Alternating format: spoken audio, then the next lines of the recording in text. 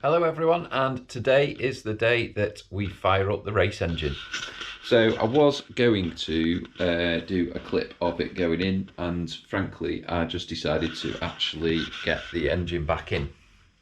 So same procedure though, gearbox is on, just basically lower it in and connect everything up. So this is the finished article anyway, so it's all connected in, looking great. Got all the fuel side in, you've got your ignition side. That's actually the connection for the starter motor that I mentioned, so the cable, I just undo that and it can come out. You've got your remote oil filter is here because it's dry sumped. What I always do whenever you're reconnecting a new engine is to obviously put new oil in your catch tank, but I pre-fill the filter and I pour oil down these lines into the engine, because what you don't want to do is fire up the engine for the first time and the scavenge pump will be trying to pull it through, and the engine's going to run without any oil in it. So the best thing to do for priming it is to fill it with oil, then take out the spark plugs so the engine turns over freely, and actually just crank it with no ignition on.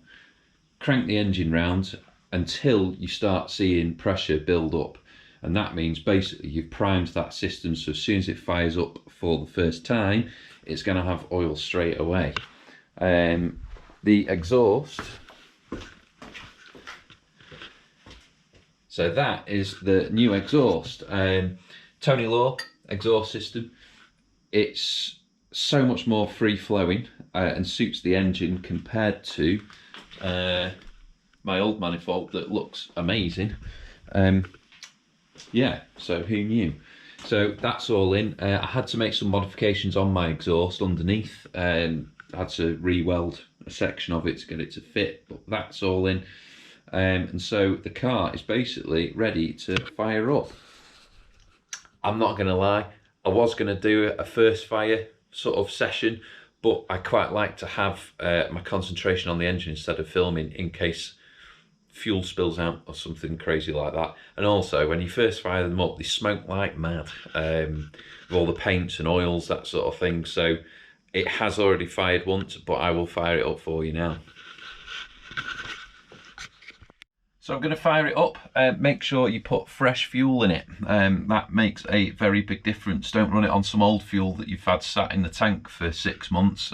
Your engine is not going to like it, because over time it drops on octane value and you can actually very easily wreck an engine on old fuel. So it's had fresh fuel with an octane boost in there as well. So I use Shell Optimax with a octane booster in there, and so that's served me well for couple of years racing actually, but we'll see if we can fire it up. So isolator on, make sure your fuel pump's on, let that prime up, you can hear it fill, a couple of pumps of the accelerator.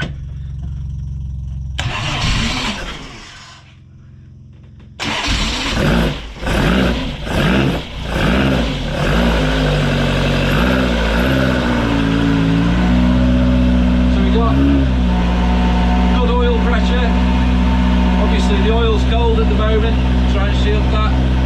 I've hardly got any fuel. That's my voltage, that's temperatures, and the rev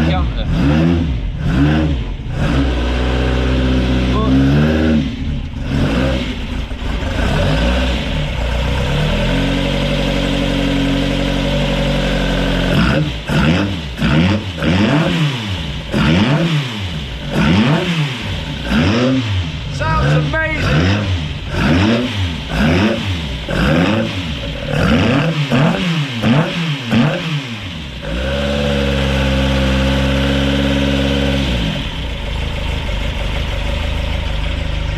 And by some sort of miracle, it idles as well. Amazing.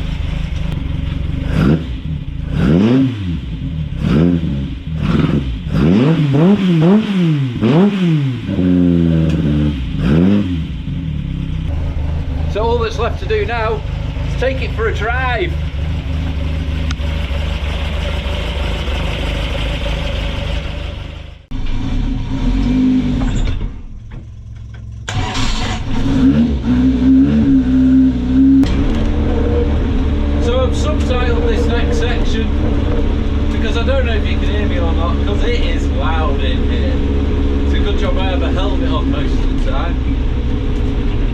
going to take it for a nice run up a country road that's near my house, because you don't want to be in traffic for this sort of car because the clutch is so snappy. The thing I love about TVRs is they're very raw, but this thing's like a go-kart. It's amazing.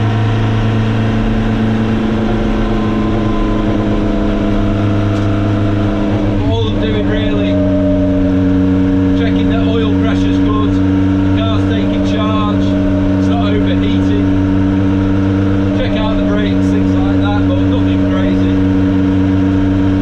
The real test is going to be on the track in a week's time.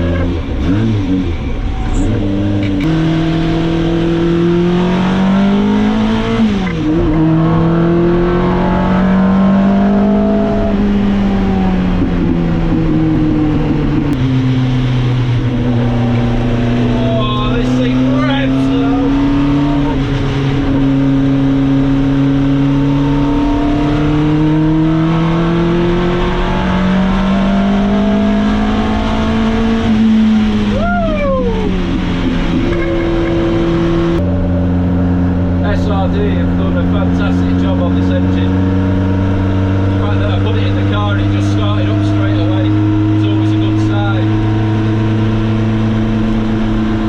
But it really revs well, so free revving. I think with the new exhaust on it as well, I think that's made a massive difference. Keep getting waved by people, so I think the police are knocking about. We do like a nice sunny day on this country road, so let's go a slightly different way. It's a bit more bumpy, but I guess that tests if all my nuts and bolts have been put together properly.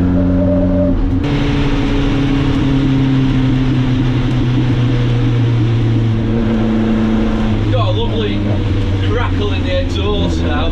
When you're on the overrun, you got that fuel washing through to the exhaust, and you can just hear it crackling in the exhaust. I've not had that before, and the head is definitely flowing so much better than it was.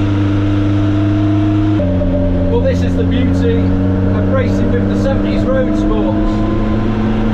Your car has to be road legal, so this is taxed. Doesn't need an MOT, it's historic, but it's a roadworthy car, so you can go out if it is sunny, which is rare, and enjoy it on the roads a little bit before going on the track. Just make sure everything's perfect instead of spending a load of money for a test day, finding out that something breaks on it, you've lost a load of money. So my little road test's coming to the end. These new pedals are brilliant, but I can't use fat shoes anymore, so I've had to put my race shoes on. The pedals are quite close together, but that's not a bad thing. Well, that's the end of this video. The next one is going to be at Snetterton, racing on the 200 circuit. So I'm looking forward to that. So until next time, see you later.